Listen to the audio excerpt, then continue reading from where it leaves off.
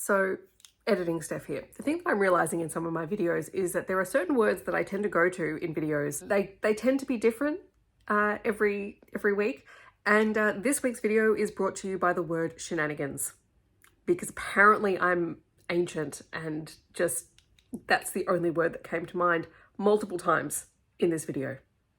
You're welcome. Hi everyone, my name is Steph. This is Novelty Corner and welcome back to my channel. Today I have a books beside my bed video for you where I wrap up the last 7 days worth of reading. This is the first time since last week's video, or when I filmed last week's videos, where I have worn makeup and sat up and actually felt like I can actually have a thought and follow that through with a coherent sentence. So bear with me. I know I still sound a little bit rough, but I am actually doing much better. Pretty much because the entire week was me napping on the couch and or reading. That's pretty much been my life for the last week, because I really have not been up to doing very much at all. But all that said, it means I get to share with you some of the really great books that I've been reading, because that has gotten me through just feeling like absolute rubbish. So this is my reading week from the 12th until the 18th of August. I read 10 different things this week. Before I get into the books though, I do want to welcome all of my newest channel members. Welcome. I hope that you are enjoying the content and that you are having a great time. I'm really deeply appreciative to have you here. Everyone who is a member gets their names in the credits of my videos. And the one thing I will say is don't forget to check the community page on my channel, because that's where I post all of the early access to all of the content. And hopefully this week I will be able to post more early access content as well. So I'm trying to do as much as I can, but welcome. I'm very glad that you're here. So the first book that I read was All Roads Lead Here by Mariana Zapata. This was the members book pick for my members only reading vlog, which is now up on my channel. So if you are a Bookstars member, then you have access to that video.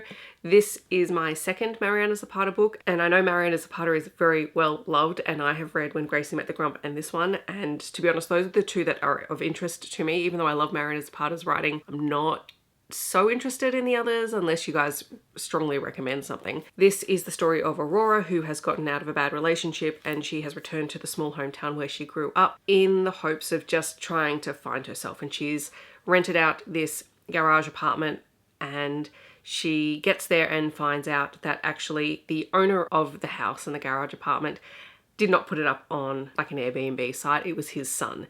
And so there is this very odd standoff initially, and she finds Rhodes, who is the owner of the property, to be very gruff and aloof, and she thinks that he just doesn't like her. And the whole way through the book, we begin to find out more about Aurora. It is told in single POV, and her history, and the fact that her mother disappeared while going on hikes in the area. And slowly we begin to see this relationship between Aurora and Rhodes develop. It is a bit of an age gap, but not significantly. Rhodes and his son have a really interesting relationship, and their family dynamic is so cool because Rhodes is Amos's biological father, but Amos has a mother and a father as well who are Rhodes's best friends. And that whole relationship was just so nice. I think I said in the vlog, it's just nice to see a dynamic like that where there is co-parenting and there is not an issue. Like they are, you know, totally fine with each other. And the other thing that I liked is that it was in single POV, because I think it is Aurora's story, as much as I would like to get inside Rhodes' head, because I really loved him as a romance hero. I think it was important that it was in Aurora's point of view, because she misses a whole lot of things that we the readers pick up on, and I think that is part of the fun of the book. So yes, it is chunky, but it is well worth it. I also read Treble by Rilzy. This is a black love novella. It is a polyamorous relationship between a married couple, Kendricks and Nova, who have a polyamorous open relationship. They don't tend to date the same people, but they come back to each other. But then they both meet Sadie and they both fall for her. And so this prompts them for the first time to try a triad relationship. And it was just very short, very steamy, and just great. I think I got that recommendation from Izzy, so thank you, Izzy. I also read Can't Say Goodbye by Eden Finley. This is, I think, a standalone, but it does connect with the Fake Boyfriend series, which I didn't realize until I was reading it and had to put the pieces together. This is another polyamorous relationship. This time it is MMM, and we have Brody, who is the son of two of the heroes from the Fake Boyfriend series. He is just finishing up college, he's in college, but he's close to finishing up the start of the book. And he goes out to a bar one night and meets Kit and Prescott, who are both Navy SEALs, and they have this amazing one night together. Kit and Prescott are best friends and roommates and will occasionally hook up with each other with a third person involved. And It is about them discovering and acknowledging their feelings and relationships for one another throughout the book, and Brody's impact on their relationship and his relationship with them. And it is complicated and messy. There are deployments and time and space between all of them that they have to figure out, what does this even look like, and do these feelings carry over through all of that. Eden Finley, just like Sax and James, I mean, they write together very often, but they have a very similar writing style in that it is typically fairly low angst and just enjoyable. So I'm glad I finally picked this up because I've been meaning to read it for ages. Then I read Axel and Sawyer by Samantha Whiskey. These are books 1 and 2 in the Carolina Reapers series. This is another hockey romance series. It is connected to Asher's series, and I believe Asher and there must be like 2 other books come for that. I don't know. I've really got to investigate this backlist because I couldn't figure it out. It didn't confuse me because I recognized all of the characters and all of the players. I just was a bit iffy on the timeline. Axel is the story of Axel and Langley. Axel is a Swedish hockey player who is headhunted by the Carolina Reapers. They send out Langley, who has met Axel previously, to court him and get him to sign the contract and come over to play for them. And he agrees only on the condition that Langley marries him for 6 months because he is obsessed with her. He falls first, absolutely. Axel is also the guardian of his younger brother, who, I forget how old his younger brother is, but he's old enough that he can be left on his own because I think he's going to play college hockey. It was very early in the week where I was still very brain foggy. Anyway, they agree and Axel begins to woo Langley through dates, and it is just really fun and entertaining. There's plenty of hockey, there's a lot of team shenanigans and things going on, and I really enjoyed it. And then Sawyer is the second book in the series, and this one is about a rookie goaltender who really didn't think that he would ever get drafted into the NHL, and he wasn't. But in the first book, he ends up playing a single game on contract for the Carolina Reapers when their goalie is injured. And then when their goalie is retiring, he is given the opportunity to try out because that was part of the clause. He's a friend of people within the organization, so they built in that clause that he got the opportunity to try out. He is reluctant because he lives in Seattle. He is the caretaker for his mother who has Parkinson's, but everyone says, just go and try out, just do it. They all want him on the team. He gets onto the team, and it is his relationship with a local bar owner, Echo, who owns the bar closest to the arena. And their relationship is very sweet. I really love Echo as a character. She was just so cool and so fun. And Sawyer comes across as this straight-laced, good boy kind of guy, but he's not. And he and Echo get along great, and it was just a really fun story. Content warnings though, there is a car accident that occurs and an accidental pregnancy, but the accidental pregnancy is towards the end of the book. I'm not going to talk about the next book very much at all because it is a reread, and in fact it is the third reread. It is Alpha Night by Nalini Singh. This is book 4 in the Psi Trinity series, the spin-off of the Psi Changeling series, and I reread this because I was physically annotating on the inside, and I have a vlog for this coming out on Tuesday for you guys if you're in North America. Anyway, it's coming out soon. It's already up for early access if you're a member, and this is the story of a female wolf changeling alpha, Solenka, and an arrow called Ethan, who is telekinetic. He has the ability to bend light, and they meet while there is a convention happening and there is a terrorist attack there. And Ethan is tangentially linked to that, and we find out why. They're actually very evenly matched as a couple in terms of power dynamics because Solenka is an alpha. She is a really strong, very capable, very caring, very powerful woman, particularly within her pack, and her pack is just awesome. I want to spend more time with the Black Edge Wolves because I love them so much. And Ethan, even though he is incredibly powerful, is also very much a cinnamon roll hero. Like, he is devoted to Solenka, and I love them so much. So I said I wasn't going to talk about it a lot. I'm just going to gush about how much I love these two characters. Go watch that vlog when it's live and you can hear more random thoughts about this book. I also finally read Knightmaster by Anna Hackett. This is the first book in the, oh my gosh, am I going to be able to say it properly? Erroneous Nights series. So this is just a fun space action adventure story. It's silly at times and highly entertaining. We have Kennedy, who is a member of the Space Corps, and she is sent alongside some other Earth representatives as well as some Eons, which is one of the other series that Anna Hackett has, to negotiate sort of a peace treaty with the Aronis planet. And when they get there, things don't quite go according to plan because the ruler of the planet ends up being kidnapped, Earth is framed, and Kennedy has to prove that Earth was not responsible for her kidnapping. And so she teams up with Ashton, who is one of the Knightmasters, who are the guards for the ruler of the planet, and together they go off and they try and track down the ruler. And they end up on a planet where everything tries to kill them, literally everything from fauna to flora, just everything tries to kill them. There are aliens, there are space battles, there are space dragons, and what else do you want? I mean, it's literally just non-stop action from the word go. Then I got to read something super exciting for me, and that was Shucked by Kate Canterbary, which I'm so excited that I got an early copy of it to review because, it's Kate Canterbary. So this is the newest book to be set in Friendship, Rhode Island, which is the same location as In a Jam. And Noah and Shay do make an appearance in this book a couple of times. They've got some small cameos and it was wonderful. So this new book is a small town grumpy sunshine opposites attract story. It is also a brother's best friend story. We have Beckett and we have Sunny. Beckett has returned to Friendship because his father has been arrested for suspected money laundering and has been arrested and is awaiting trial, and the FBI is tailing his family and has, raided their family oyster restaurant. And Beckett is usually the member of the family who picks up the pieces. He's the brains behind all of the operation. His parents are very free-spirited.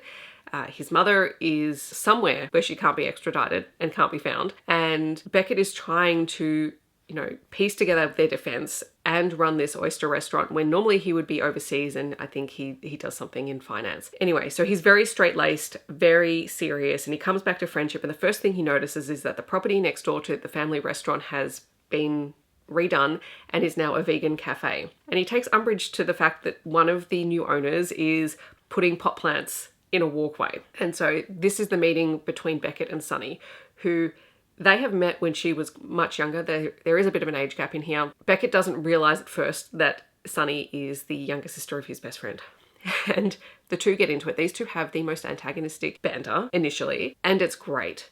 Like, I am all for antagonistic banter in books when people are trying to figure out their feelings because it delights me to no end. Anyway, they have to figure out how to be neighbours and how to get along. And what we learn is that Beckett likes to fix problems, if we hadn't already figured that out. And so when things go wrong at the vegan cafe, he's always on hand to fix it. And that's how he shows affection, but he doesn't even realize that that's what he does. He just goes, no, I just have to fix things. So he does that. And the more time that he and Sunny spend together, the more they begin to develop a relationship and realize there is a mutual attraction there. There's tension because they know exactly how her brother's going to react. And he is not living in the same town. He is in a separate state. So there's not that immediate thing, but there is a reaction. And it was just a really enjoyable read, seeing how these two go from being completely antagonistic to one another to just falling head over heels for one another. There is some really great representation in here. Sunny has epilepsy. She has two service dogs, Gem and Scout. There are scenes where she calls out Beckett for being overprotective and not trusting that she knows what she's doing with her own illness. And I think it's really great that she doesn't let Beckett take over in that way. There are plenty of really delicious food descriptions between the vegan cafe and the restaurant and all sorts of things, like maybe have snacks on hand. I will say there are mentions of childhood bullying, particularly with Beckett and his best friend being generally boys and awful to Sunny when she was younger, which is where she gets a lot of her annoyance towards him initially from, and rightly so. And we get to see Beckett trying to apologize and make up for basically being a really annoying teen boy. But if you like books with great banter, with food, set in a small town, fun characters, lots of funny scenes, great girl gang friend because Sunny owns the vegan cafe with a group of friends, this is it for you. There is so much casual, diverse representation in this book as well that I had a great time. I also read Bring Me Home by Annabeth Albert. This is the first book in the Safe Harbour series, which I've been meaning to read for a while. Annabeth Albert writes MM romances. This is another small town romance. We have Munro, who has returned to his grandmother's hometown because she has passed away and he's inherited her house and he is trying to renovate it in order to sell it. But while he was a fantastic NCIS investigator when he was in the Navy, he happens to be really terrible at DIY. And so his best friend in the town, who is the local sheriff, asks if his son can stay with Monroe in exchange for helping to fix up the house. But then he realizes it is Knox, who is a guy that he met at a bachelor party one night, and they just had awesome chemistry. But he didn't know that Knox was his best friend's son, and he didn't realize how young he was. So there is about a 10-year, no, there's more than a 10-year difference. Knox is 23. And I think Monroe is in his early 40s. I don't think it's ever explicitly stated on page. Anyway, Monroe is a little bit apprehensive at this point, but Knox is awesome. And he just is like, we can fix up this house. He's really passionate about it. And it is their forced proximity and feelings coming about. And I loved it. Annabeth Albert also writes some fairly low stress, low angst romance books, and I deeply appreciate that. There is also a subtle mystery thread that is running through this story. There is a cold case that Monroe is investigating for a podcast that I think is going to be the thread through the other books.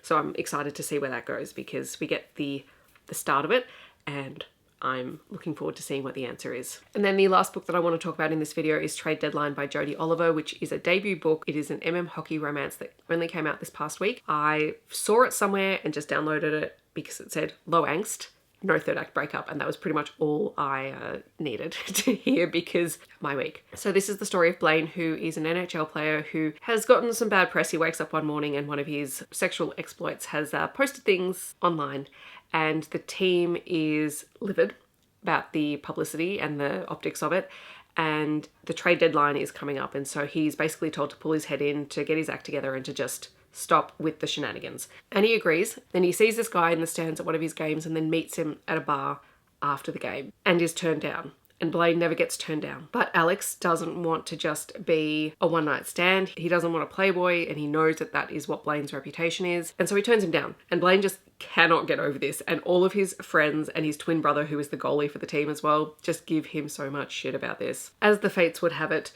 they end up running into each other again at Alex and his brother's cafe. There, Blaine manages to convince Alex to give him a shot and to give him his number.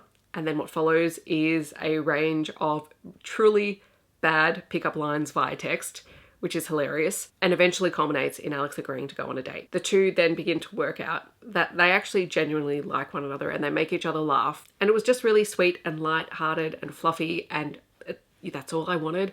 There are rescue puppies in this book. There is baking. There's no third act breakup. I mean, what more could you want? For the people who like these in hockey scenes, there is a jealous jersey scene, which is great because I haven't read one in a while. There's also a goalie goal, and there is so much fun team camaraderie in this. I'm really looking forward to seeing what Jodi Oliver does with the series because I loved all of the characters a whole lot, especially Blaine's twin brother Elliot, who I can't wait for him to get his book. I will content warning in here, there is stuff around death of grandparents and sort of that grieving process. It is historical and off page, but the grief is still sort of very real for characters.